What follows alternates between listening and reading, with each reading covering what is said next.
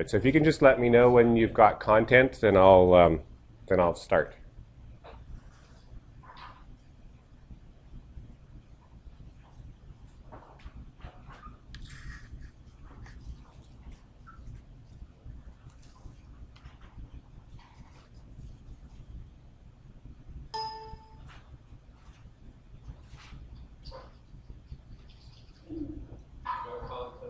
All right, thank you. So just to refresh everybody's memory, we started doing our first example problem on internal forces. So we were looking for the shear and bending moments, shear force and bending moments at C and at D. So first we found the reaction forces at A and B by taking equilibrium equations for the whole beam, and then we cut the beam at C, analyzed the left section to figure out the shear force and bending moment at C, and then we took a section at D, and we were just about to analyze the right section here of the section DE. And it's going to be pretty easy, because when we do the free body diagram of D, there's only one external force on it, and then we're going to have the internal force and the internal bending moment. So, what should we start with? Right. We could start with the forces in the x direction, but all that's going to tell us is what we've already written here, that the normal force at D is 0. So if we look at the forces in the y direction, we have a positive shear force at D upwards, and our external force downwards, and that equals 0.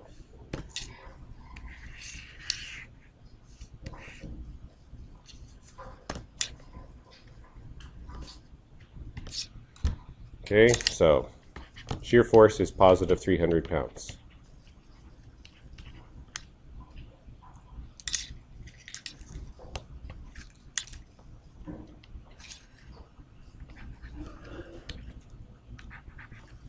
The moment, we could take moments about D or E, it doesn't matter, because this is a couple moment here, MD, the bending moment. And VD and the 300 pounds is also going to produce a couple moment. So with couple moments, it's not going to matter which point we take the moments. Probably easier to go about D. Well, it's not. It's actually exactly the same. So the moments about D is going to be the couple moment. Oops.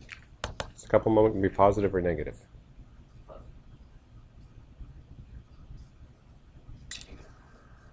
Well, if it's a positive bending moment, then it's going to actually be in a clockwise direction. So when we sum the moments here, we would go minus MD. This gets a little bit confusing because we're using two different sign conventions here. For the sum of moments, we're still using counterclockwise is positive, clockwise is negative. But for a right section, the bending moment that produces a concave upper surface is going to be a clockwise rotation. That's why we drew it in clockwise. It's positive if it's clockwise, but it's negative in the sum of moments because it's clockwise. Okay, and then VD produces no moment because it's through the point D, and I just have that 300-pound force there, which is going to be a positive or negative moment. Clockwise or counterclockwise? Negative, because it's clockwise. So that would be minus 2 feet, 300 pounds.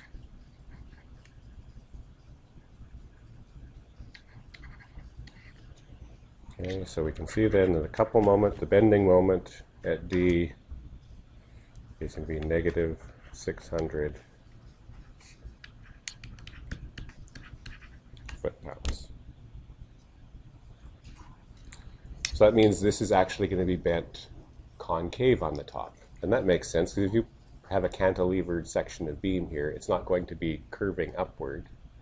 It's going to be curving downward. So it's going to be concave on the top. are convex on the top. All right. So here's another sample problem. This time we want to determine the internal normal force, shear force, and moment at point C on the beam. What's the first step?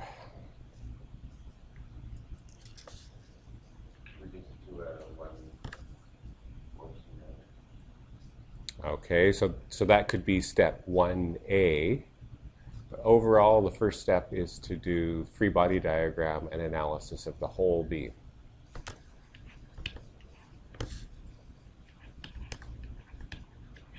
Because we need to find the reaction forces at A and B.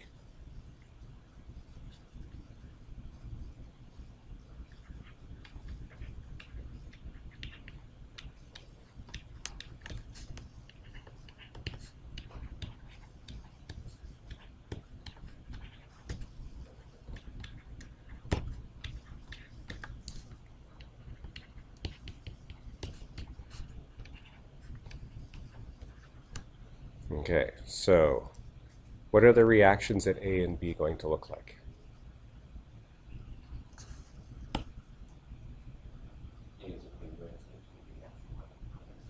Okay, so A is a pin joint, so there could be an X and a Y component. So there's the Y.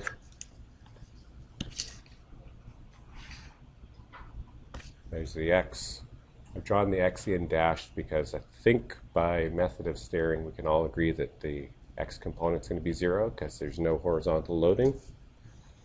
But it's constrained there. It's fully constrained. What about at B? Right, because it's a roller joint, there can only be a normal force, which is going to be vertically up. So I'm going to label those AY and AR and BY. And we'll label this one AX, but we'll make a note here that it's equal to 0. Okay. So 1A then was to take this distributed loading and replace it by a single force. How are we going to find the magnitude of that force?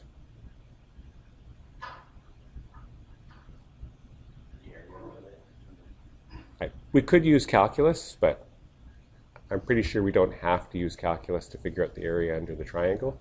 Right? So we could just use 1/2 base times height. And then how are we going to find where to put that force?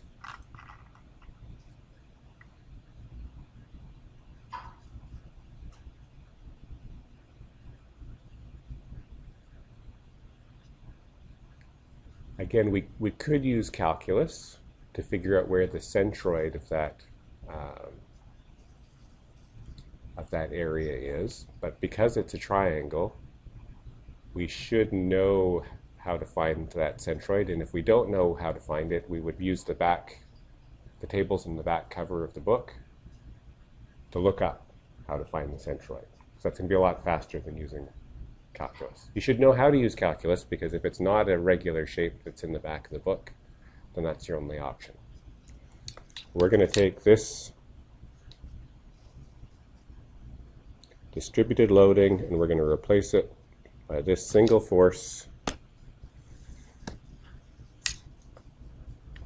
F, which is the area under the graph. How are we going to figure out the area under the graph if we're not using calculus? 1/2 base times height. So 1/2 base is 6 meters. Height is 4 kilonewtons per meter.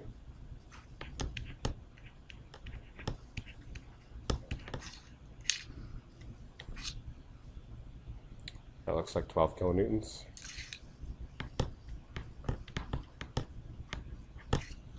And how am I going to find this distance?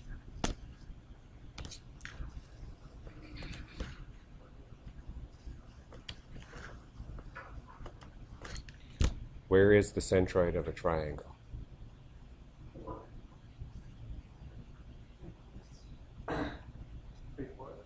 Oh,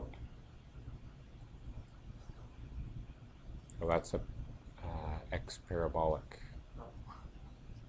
Okay, so the triangle, if you don't remember, then you'd look it up in your textbook.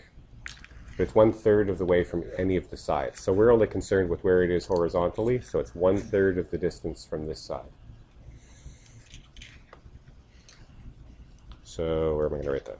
X equals 1/3 of the total length, which is 6 meters, equals 2 meters.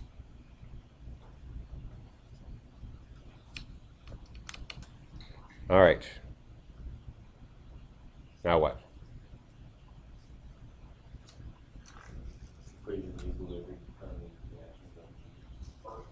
Right, we go from our free body diagram to the equations of equilibrium. Net force in the x direction isn't going to help me because I've already solved my 1x force. So we need a net force in the y direction. And we're going to take the moments about some point. What would be a good point to take the moments? A or B, right. C wouldn't be a good choice, although it would still work. A or B would make the job easier. So net force in the y direction, there's 3 forces. There's AY and BY and minus 12 kilonewtons, the equivalent force of the distributed load. Moments about A.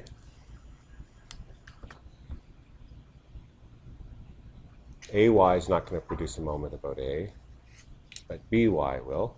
So BY is going to give us 6 meters times BY.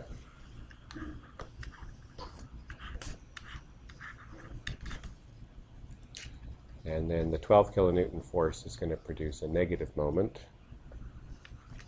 And we figured out it's going to act, the equivalent force would act at 2 meters from A.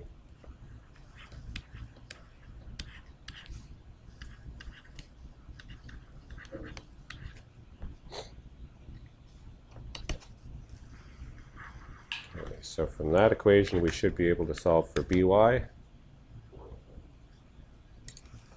2 12 is 24 divided by 6 would be 4 kilonewtons. And if BY is 4 kilonewtons, then AY must be 8 kilonewtons. Okay, there, we're done. We're done part 1. What's part 2?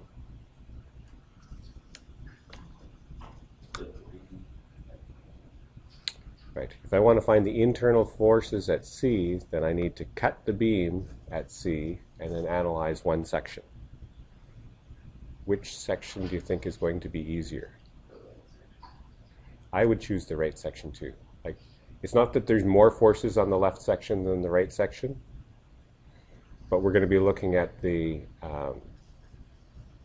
equivalent force and the position of the equivalent force for a triangular distribution instead of for a trapezoidal distribution. So the trapezoidal distribution, the area is easy, but figuring out where it acts is a little bit more complicated. So the right section's, in that sense, going to be the better section.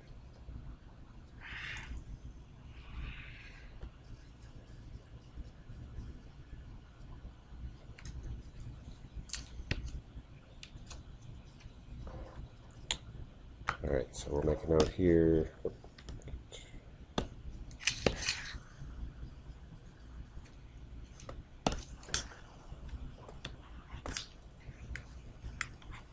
Do a free body diagram and equations.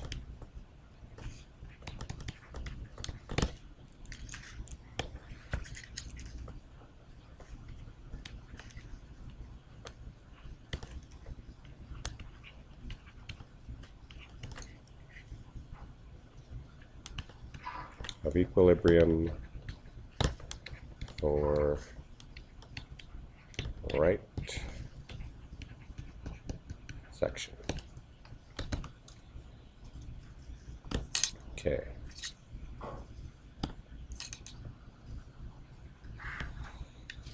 So on the right section, we still have the reaction force at B, which we now know is 4 kilonewtons.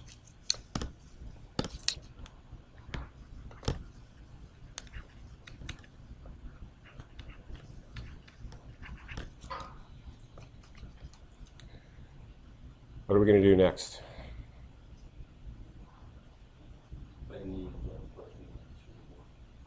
Okay, we're going to want to replace this distributed load with a single force and figure out where it acts. We're also going to want to add in these internal forces. It doesn't matter which order we do them in. I'm just going to draw in the internal forces before I forget about them.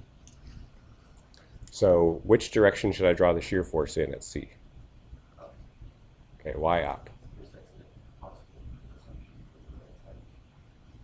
The assumption for shear force is the direction of force that would cause a clockwise rotation, which means on the right side it's up and on the left side it's down. So we will assume positive shear at C. And what about the moment, the couple moment at C? Clockwise, which would create a concave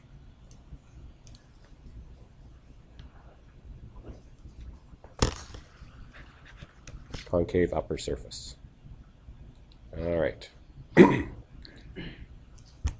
Now, how are we going to figure out the equivalent force here? Right, same way we did it for the first part. So it's still a triangle. It's going to be 1/2 base times height, but both the base and the height are half of what they were before.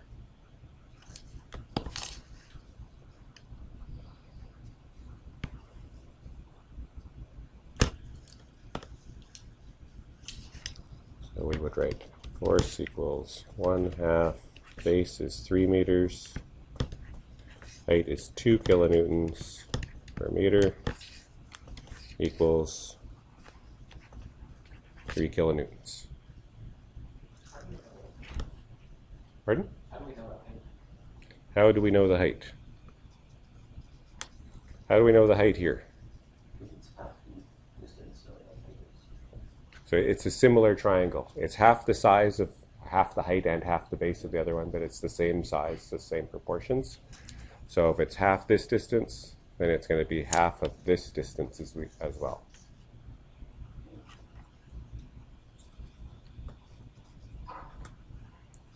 And again, because it's a scale model of the other one, or half the size, we also know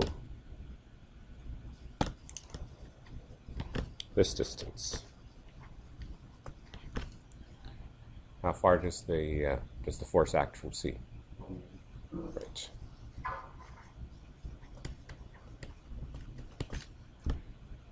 All right. So there's our free body diagram, and we would go to equations of equilibrium.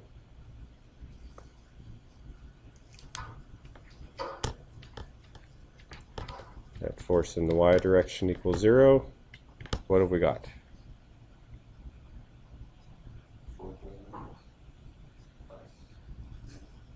Right. If we go from left to right, we're going to have VC, which is upwards, 3 kilonewtons, which is the distributed load over that section, which is going to be downwards, and 4 kilonewtons, which is again upwards. From that, we should be able to solve for our shear force. -1 kilonewtons. So it's opposite the direction that we've assumed. Okay, what about our moments? Where should we take the moments about?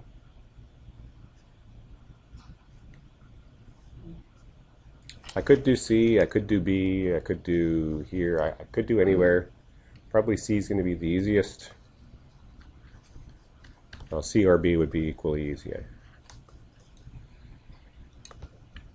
So we have the bending moment, MC, which is, again, assumed to be clockwise. So it's negative when we put it into the sum of moments. And then we have this force, which is producing a negative moment.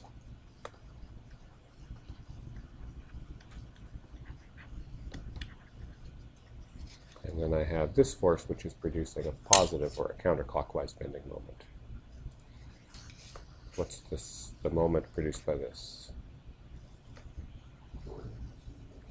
4 times 3, so 12.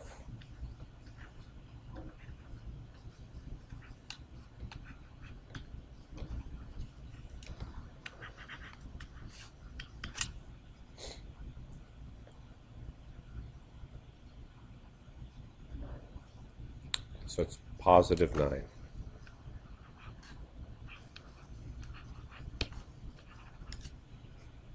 So because it's positive, that means that this distributed loading is actually going to cause the beam to sag and be concave on the top, which makes sense because it's supported at both ends.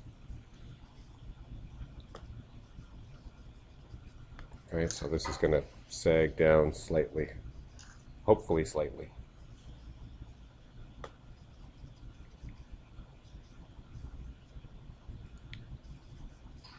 All right, and here we have a little bit more complicated problem.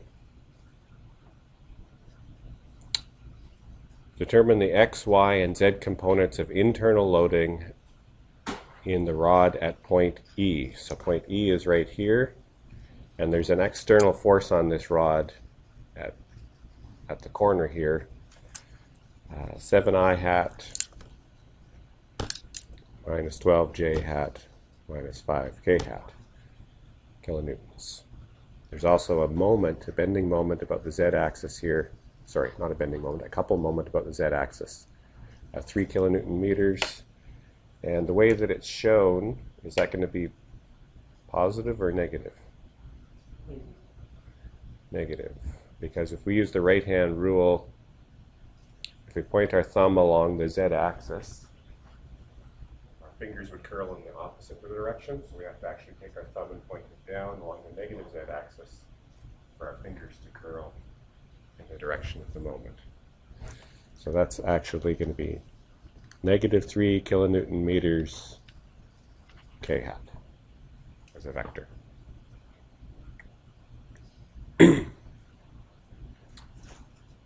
All right. What's our first step? Free body diagram of the entire thing. So we have 3 journal bearings. What assumption do we have to make? Okay, and why do we have to assume that they're properly aligned?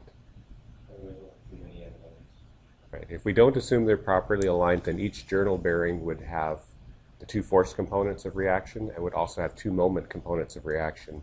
So I'd have a total of 12 unknowns, and I'm only going to end up with 6 equations.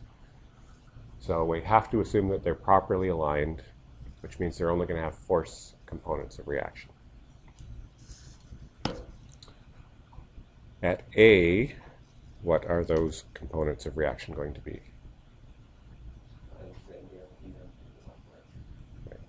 Because A is oriented on the x-axis, and it's a journal bearing, it's not preventing it to move along the x-axis. It's only preventing motion along the z-axis. Get that straight up. And the y-axis.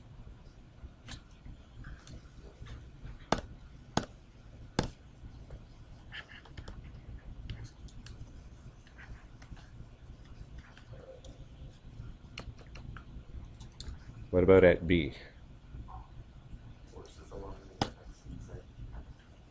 Right, because B's axis of rotation and translation, because its journal bearing is the y-axis, it's only going to have forces in, again, the z-axis, and this time the x-axis. I'm assuming all of these are positive. Doesn't matter, I can assume they're negative. If I get a negative value, they're opposite the direction I've assumed. There's B, X, B, Z. And lastly,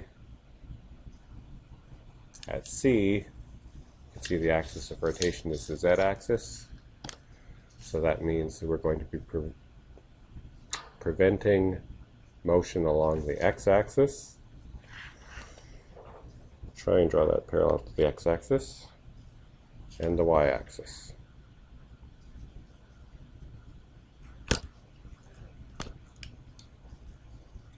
CY, CX.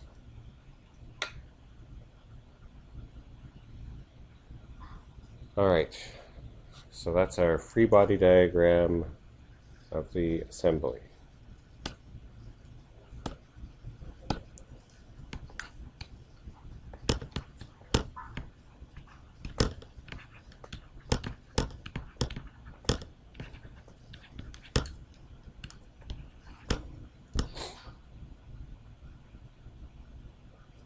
Now we've gone to the equations of equilibrium. But we want to choose something that's going to be easy. I'm not sure what that's going to be.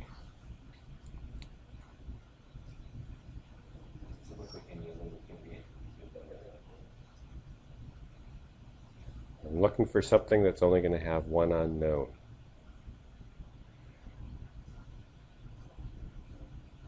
What if we look for moments about the y-axis? Oh, no, there's still going to be two unknowns. Yeah. All right.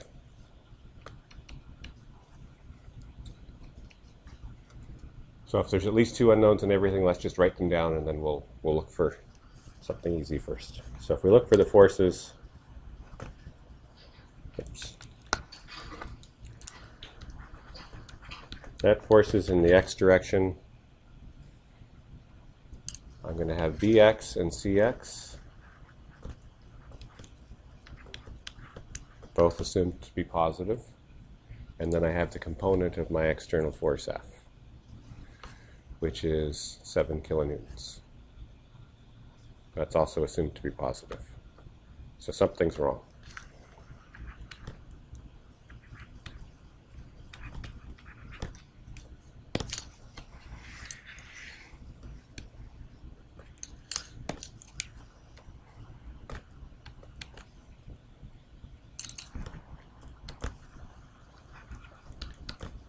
Net force in the y direction. Oops.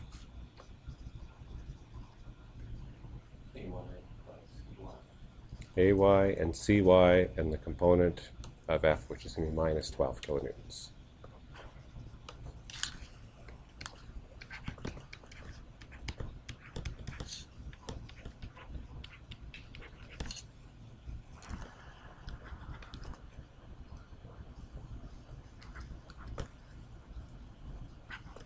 Net force in the Z direction. We're going to have AZ plus BZ.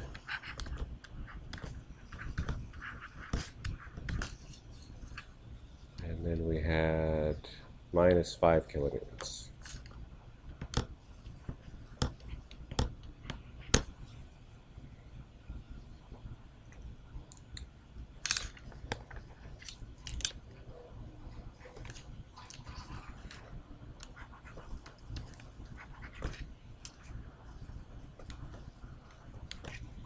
All right, moments about the x-axis.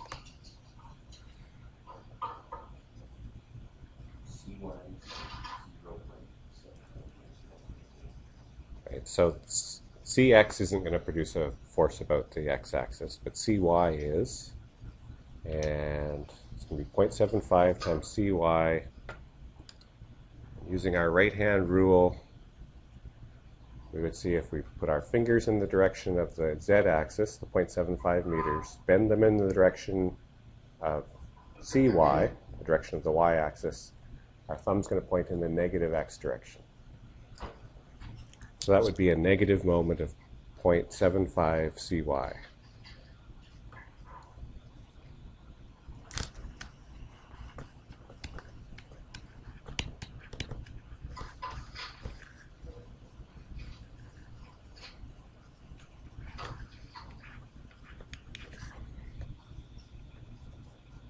Okay, if we work our way then to the right, couple moment, of course, doesn't act about the x-axis. Do either BZ or BX cause a moment about the x-axis? BZ is going to cause a positive moment, and its lever arm is going to be 0.4 meters. So plus 0.4 BZ.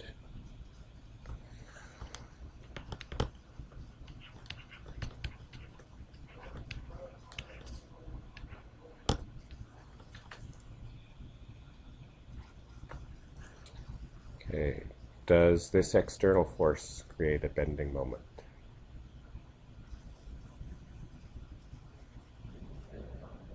Yes, only the Z component. So the Y component doesn't, because it's acting on the y-axis.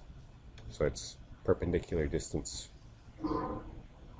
from the x-axis is 0, and the x component doesn't because it's parallel to the x-axis. So we're only looking at the 5 kilonewtons times this distance, which is going to be 1 meter.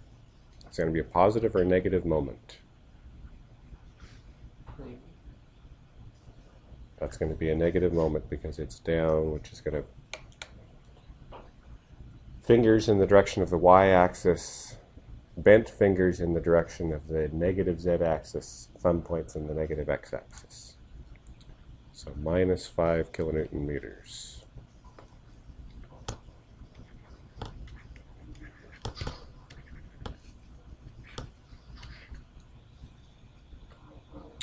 And then we'll continue our way out here. Do either AY or AZ produce a moment about the x-axis? AZ will, AY will not, again, because it's in the xy plane, so its perpendicular distance from the x-axis is 0.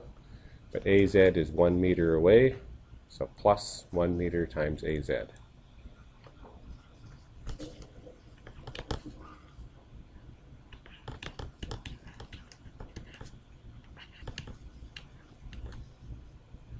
All right, and that's it for the moments about the x-axis.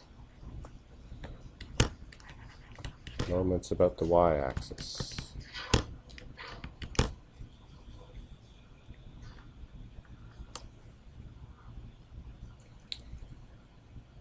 Do either of these forces produce a moment about the y-axis? Cx will. Is that going to be a positive or negative? Positive. So it's going to be 0.75 Cx.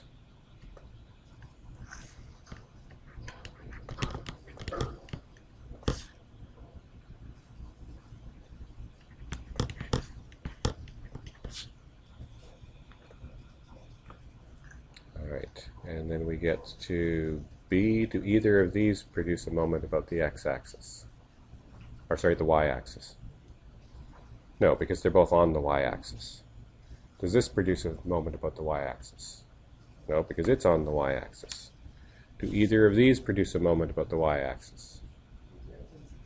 AZ does. So that's going to be 1 meter times AZ. Because that can be positive or negative. That one's also positive.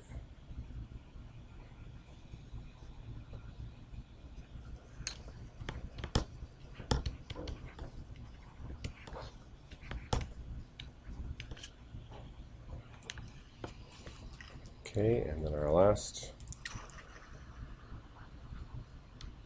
equation.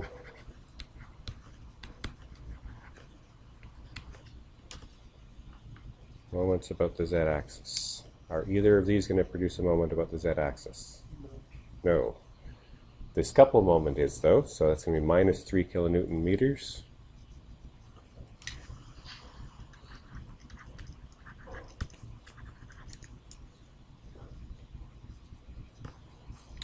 What about the forces at B? Bx, and is that going to be positive or negative? That's going to be negative because it's the same direction as this couple, so that would be 0.4 minus 0.4 Bx.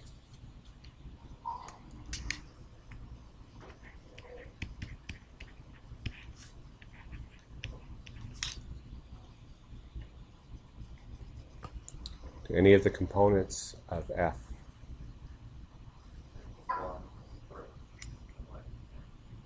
Fx, yeah. Fy, because it's on the y-axis, Fy is not going to produce. Fx is, so that's going to be 7 kilonewtons times which distance? 1 meter. And is that positive or negative? That's negative as well. So minus 7 kilonewton meters.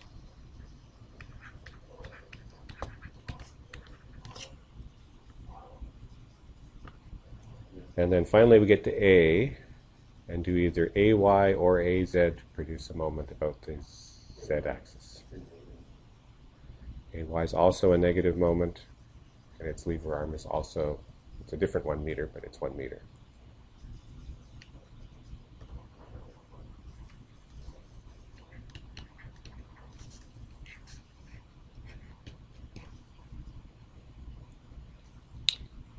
All right, we've got 6 equations in 6 unknowns.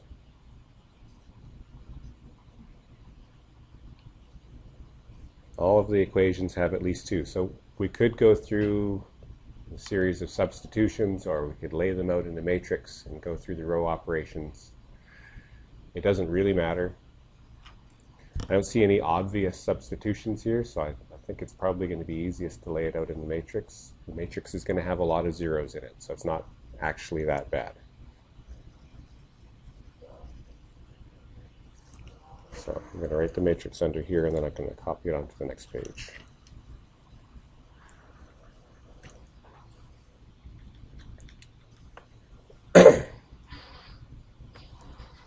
So if my coefficients go in order, alphabetical order, so that would be A, AY, AZ. I should add a little bit more space here. AY, AZ,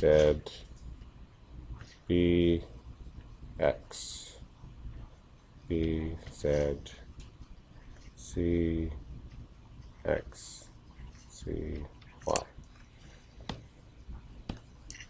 And then our constant. So we're going to augment. So my first equation is BX plus CX equals negative 7. So that's going to be 1, 1, negative 7. 0, 0, 0, 0. My second equation is AY plus CY equals 12. I'm moving the 12 to the other side. So that's going to be AY is 1 plus CY equals 12. 0, 0, 0, 0.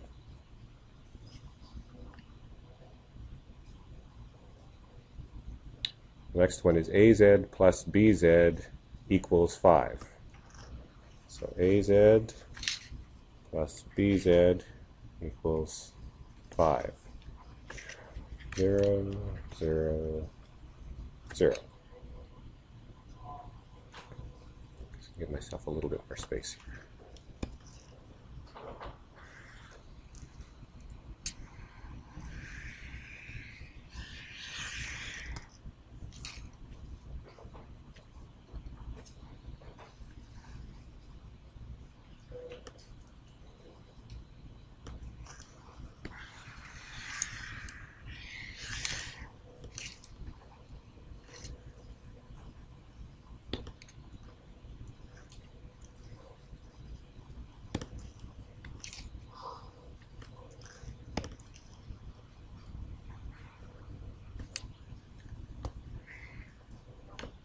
All right, so my next equation has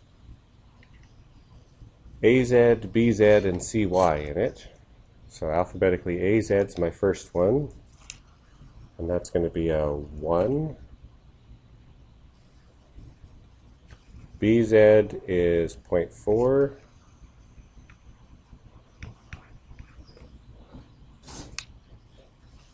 CY is negative 0.75. And then my constant term is going to be the opposite of the 5 kilonewtons here. So that would be plus 5. 0, 0, 0. Next equation has an AZ, 1 AZ, 0.75 CX, and nothing else. 0, 0, 0, 0. And my last row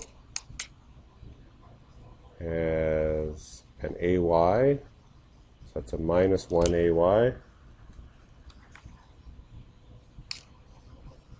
minus 0.4 BX,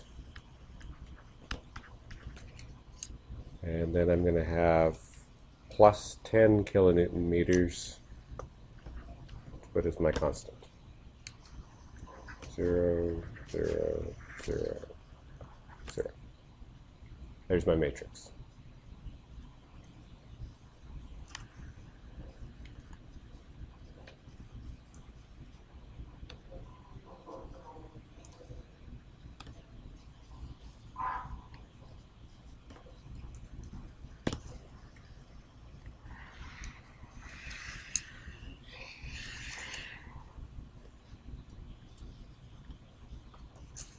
Oops.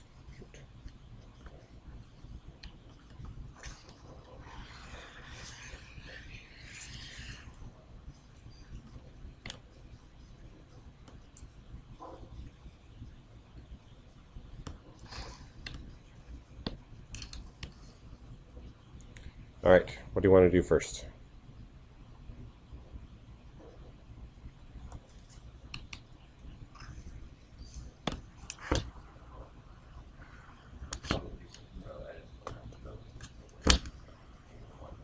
Yeah. I'm gonna change the order at the same time though. I'm gonna put this one as the first row. So maybe I'll just change the order first. That one is the second row. Yep. I lost both screens. You lost both screens. Okay, just hang on a second.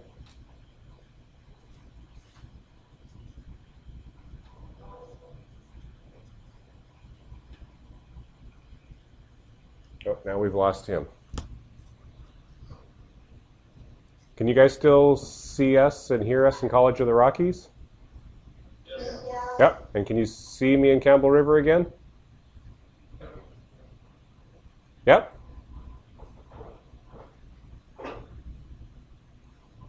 Taking that as a yes. Yeah. Yep. Okay, good. Thanks. So that's going to be our first row, so we have a leading one. Second row, so we have a leading one. And the first row could be our third row. And then I'm going to leave these as 4, 5, 6. So that'd be 1, 0, 0, 0, 0, 1, 12. Second row, 0, 1, 0, 1, 0, 0, 5. Third row, 0, 0, 1, 1, 0, negative 7. And then I'm just going to write the other ones down. Actually, I'm going to do even better than that. I'm just going to copy them. Hopefully they line up.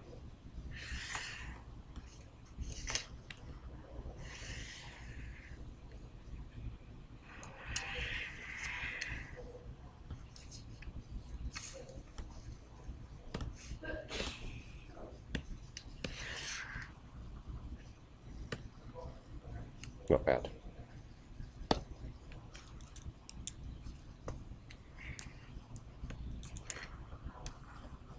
Okay, so our first step was just to reorder the first three.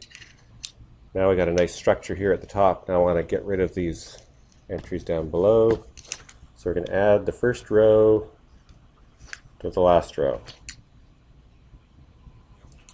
And I think I can safely do this at the same time because it's not involving any of the same rows. I'm going to add -1 times the second row to both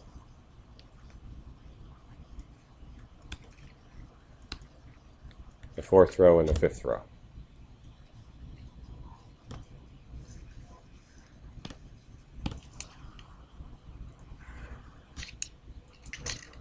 One, 0, 0, 0, 0, 1, 12, 0, 1, 0, 1, 0, 0, 5, 0, 0, 1, 0, 1, 0, -7. The fourth row now becomes 0, 0, 0, and now I'm going to have -1 plus 0.4 minus 0.6, 0 minus 0.75, and minus 5 plus 5. 0. Nobody wants to state the obvious. Yeah, that would be embarrassing. 0, 0, 0. So I got -1 plus 0. -1 plus 0.75. 0 and -5.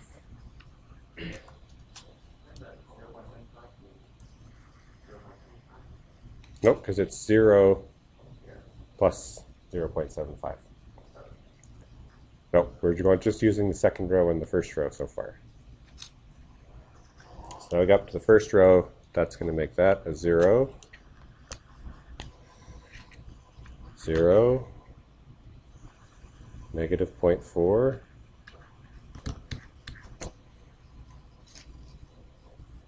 0, 0, 1, and 22.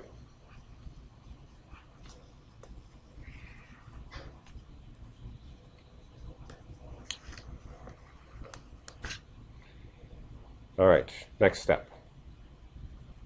We're not going to have to do too many more steps.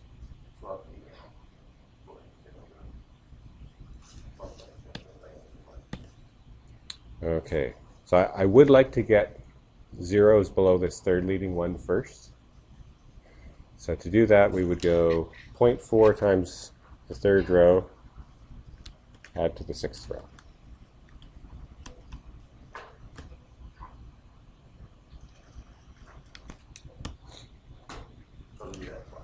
And then I'm going to do that swap at the same time, and I'm also going to multiply this row by -1. I'm going to do that right now by going plus, minus, plus.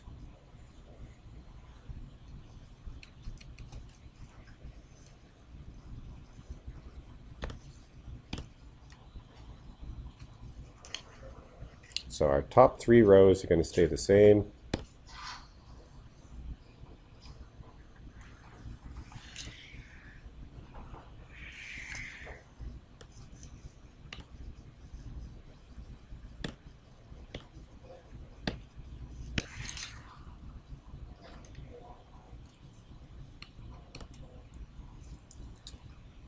And then our fourth row and fifth row are swapping.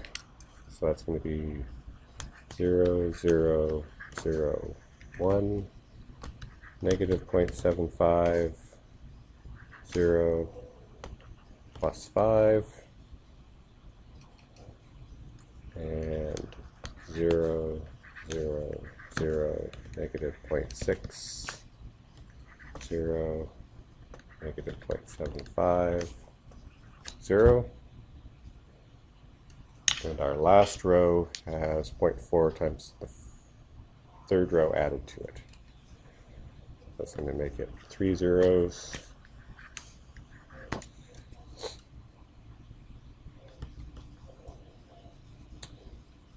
And a fourth 0. And then a 0.4.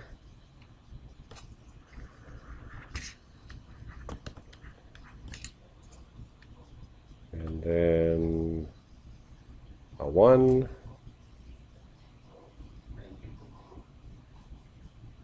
Pardon?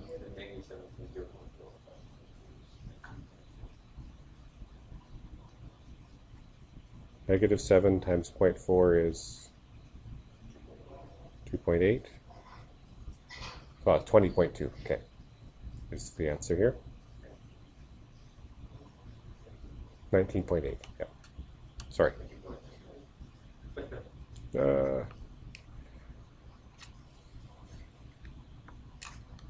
That was 1.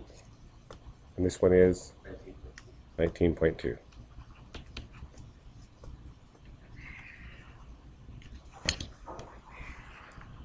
Almost there.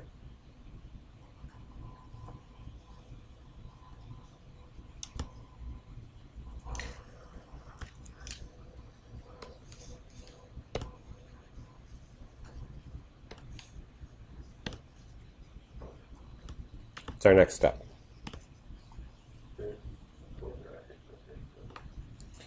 Right, we've got 3 rows now with leading 1s and all 0s below. We've got a 4th row with a leading 1, so we just need to get 0s below. So that'd be 0.6 times the 4th row added to the 5th row.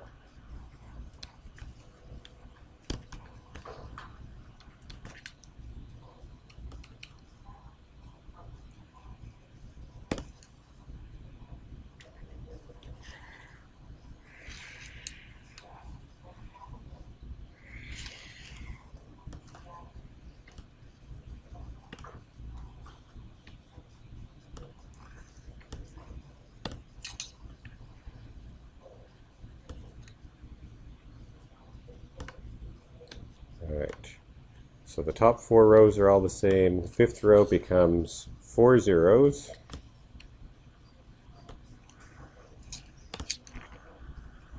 Oops.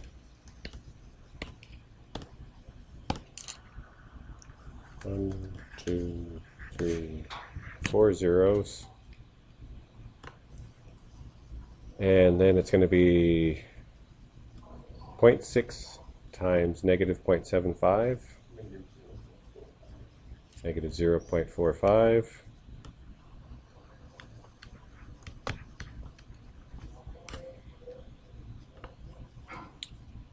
and negative 0.75,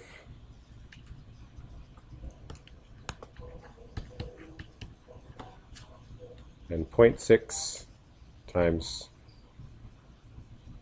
the 5. Which would be 3. And then my last row is still the same.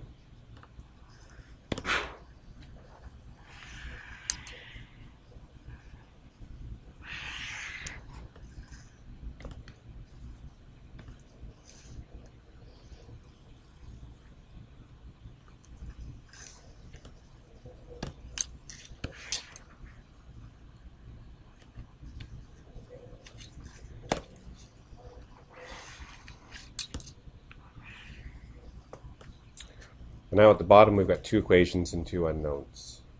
So we could do one more row operation basically to solve and then back substitute to get everything else.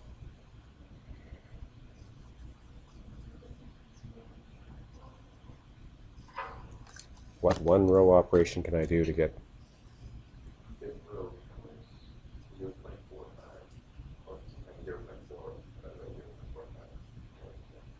Okay, so I'm gonna do exactly what you said, but I'm gonna write it a little bit different. So I'm gonna take 8/9 times this row and add it to this row.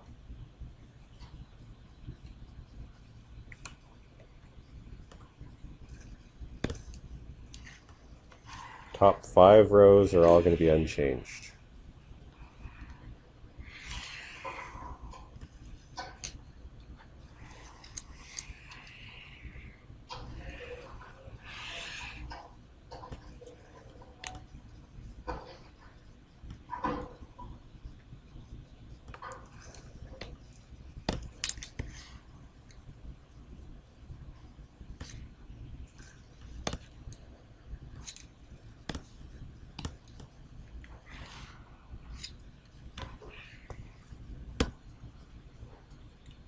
So the last row is going to become 5 zeros. 1, 2, 3, 4, 5.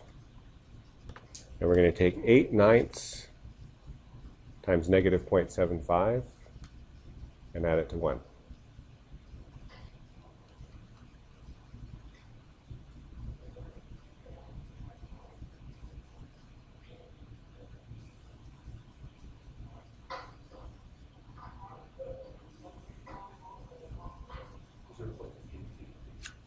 So that'll be 1/3, or 0.333. I'm going to have 8/9 times 3,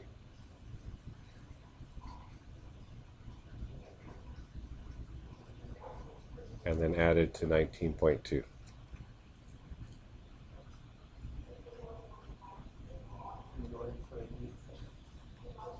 How much?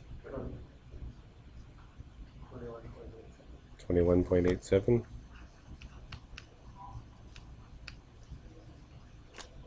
All right.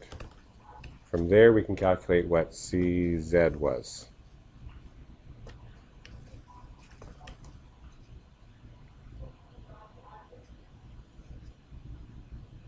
It's going to be 3 times the 21.87.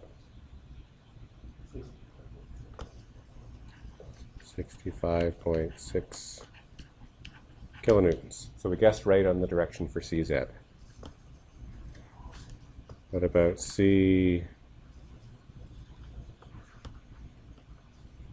What was the other C that we wanted? CY or CX? Oh, sorry, that wasn't CZ, that was CY. There was no CZ. CY, CX.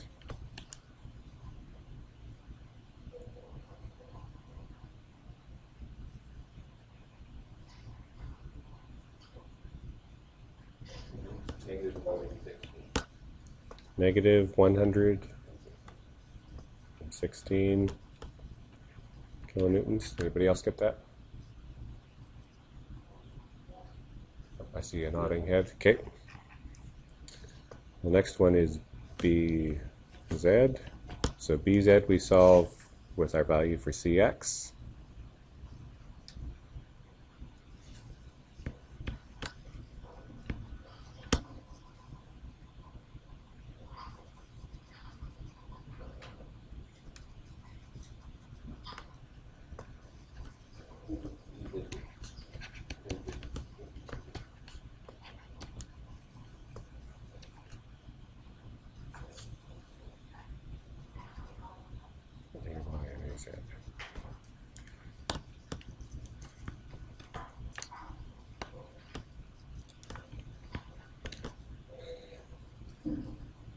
All right, what do we get for BZ?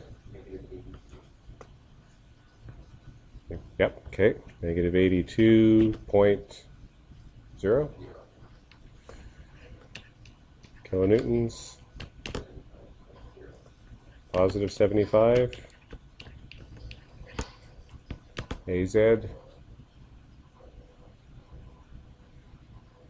going to solve from BZ. How much?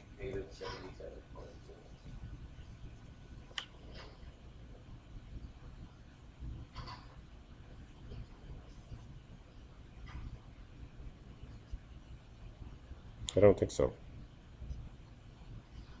So it's going to be 5 minus BZ, which means it's going to be 5 plus 82. So it's going to be plus 87.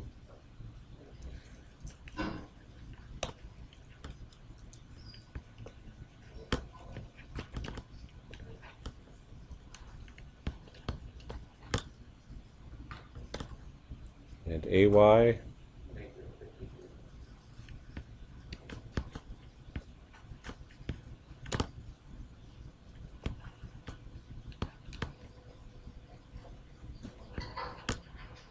All right, that was the hard part. So we found the components of reactions. Now we're ready to do part two.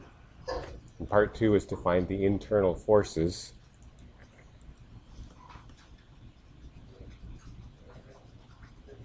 at E. There's not going to be a question on the exam. So the question was, there's not going to be a question on the exam like this. I'm going to make sure that there's no equations on the exam that you have to set up to solve 6 equations and 6 unknowns. And the reason is because I don't want to have to mark it. Because I know that when you have a matrix that big, chances of not making any mistakes is very small. So I'd have to go through each one and figure out how many little tiny mistakes you made to take the marks off. And it also would be time consuming. So there might be a 3-dimensional problem, but it'll be one that you wouldn't have to set up a matrix for. On the assignments, I can't make those promises. So there could be one on the assignment that you have to set up like this. I think there's only one 3-dimensional problem on the assignment, though, because they're a little bit more time consuming. This part you're going to find surprisingly easy, though. If I want to find the internal forces at E, should I do a left section or a right section? I think the right section is going to be a lot easier.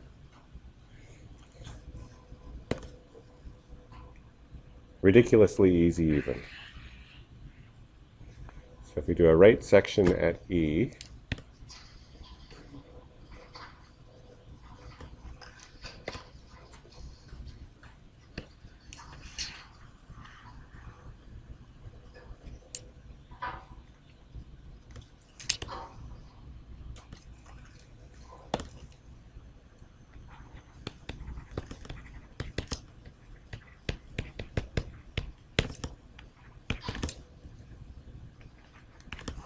and the 3-dimensional sections, we don't have the same kind of conventions for what's positive and what's negative because it's in 3 dimensions. So we're just going to draw our shear forces as if they're in the positive axes. We're going to draw our normal force. We're still going to draw our normal force as if it's in tension. And our bending and torsional moments, we're just going to draw them in, assume they're in a positive direction, around the positive axis. So I've taken my section at E. I have my external forces, which I've now solved for AY and AZ. AY was negative 53.6 kilonewtons, and AZ was positive 87 kilonewtons.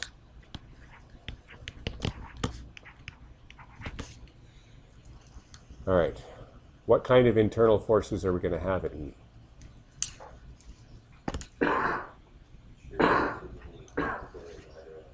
Right, we're going to have a shear force in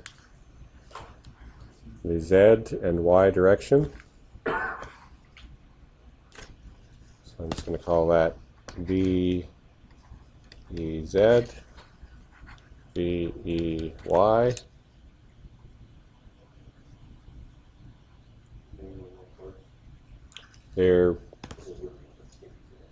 There potentially would be a normal force, but since there's no other forces along the axis of the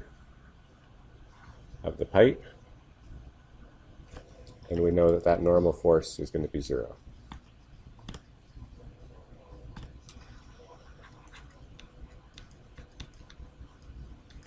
Okay, what else have we got? So there's bending moments about the Z and Y axis. So I'm going to draw those in as if they're positive. So that means about the Z axis, that would be going that way. MEZ. z, and about the y-axis, that would be going that way.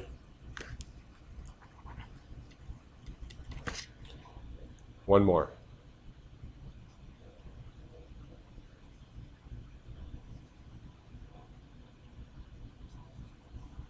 One more potential. It's actually going to be 0 in this case, but there could be a torsional moment about the x-axis. Because there's no forces that are producing moments about the x-axis, and because there's no couple moments about the x-axis, by method of staring, you could tell that it would be 0. So I'll just draw it in dashed anyway. And we'll label that m e x equals 0.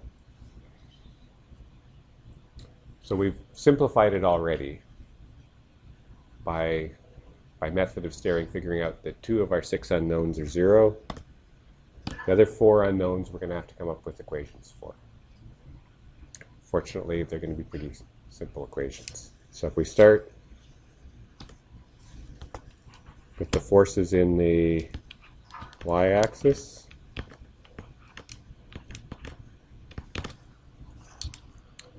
I have my shear force in the y-axis, which is assumed to be positive, BEY, and I have AY, which I know I've already found that it's negative, so minus 53.6 kilonewtons. So that tells me the shear force in the y direction is equal to 53.6 kilonewtons. That force in the z direction, well, I've got a shear force, or a component of the shear force in the z direction.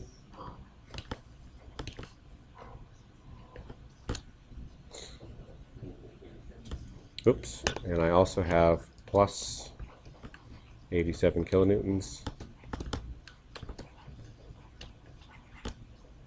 So that gives me VEZ equals negative 87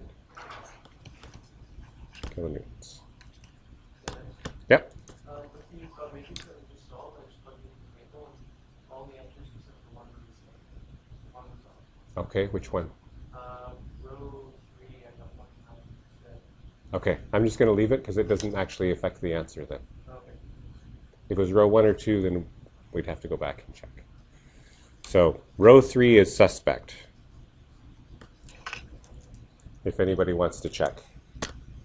And when you're doing these on the assignment, you're welcome to use Maple or use your graphing calculator or use some other method to reduce the...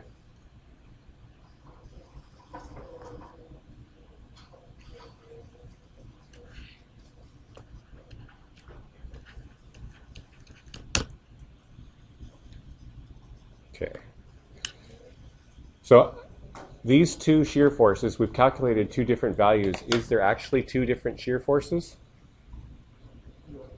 No, there's going to be one shear force that has y and z components. So if we're designing that beam for a maximum, or that pipe for a maximum shear stress, we then have to combine these together using the Pythagorean theorem to figure out the magnitude of the total shear. And we could figure out the direction of the shear force as well from the inverse tan.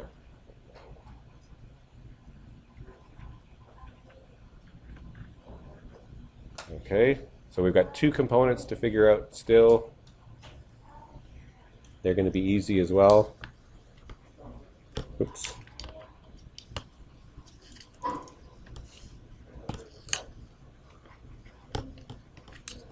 So we're going to figure out the components of the moment by taking the moments at point E along an axis that's parallel to the x-axis, or about an axis parallel to the x-axis, and about an axis parallel to the y-axis. So I'm going to call that sum of the moments E, sorry, not x, it's going to be the y and z axis.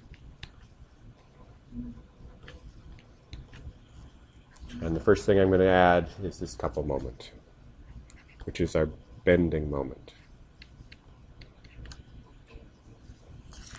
This, Yes.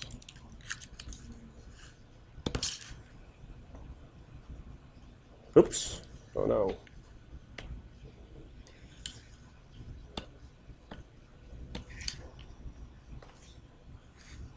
Oh, I've lost my force vectors.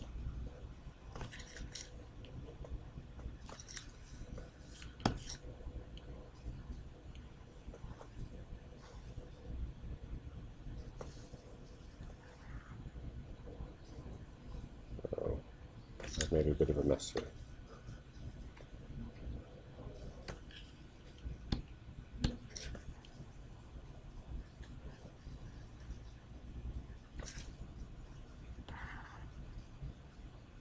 There we go. Good as new. Okay, so I've got the positive moment from our bending moment. What else is going to produce a moment about the y-axis? Okay, AZ. Is that going to be positive or negative? Positive. So plus 0.5 meters times 87 kilonewtons.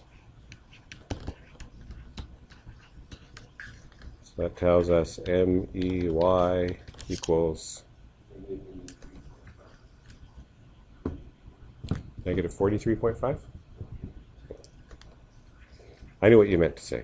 Negative 43.5 kilonewton meters.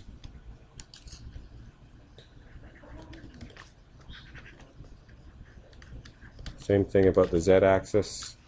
We're going to have our positive bending moment.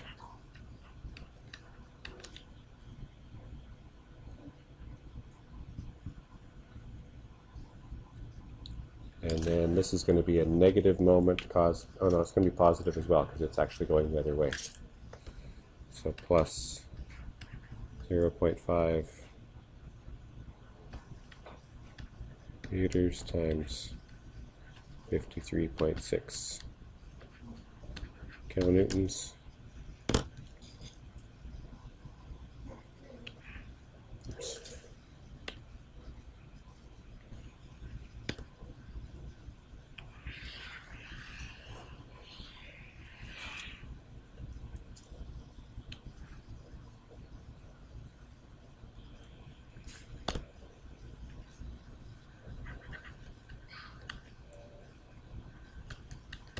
So the bending moment about the z-axis would be negative 26.8 kilonewton meters.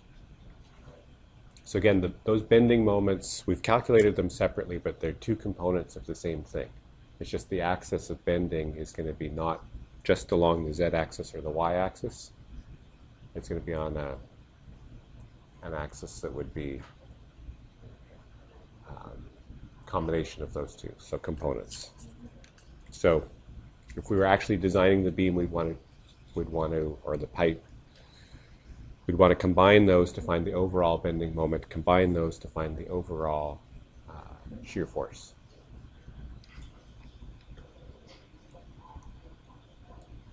All right, how's our time?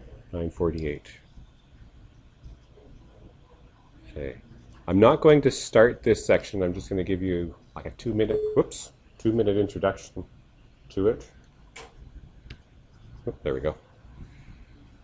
So the next thing we're going to look at, so far we've figured out how to figure out the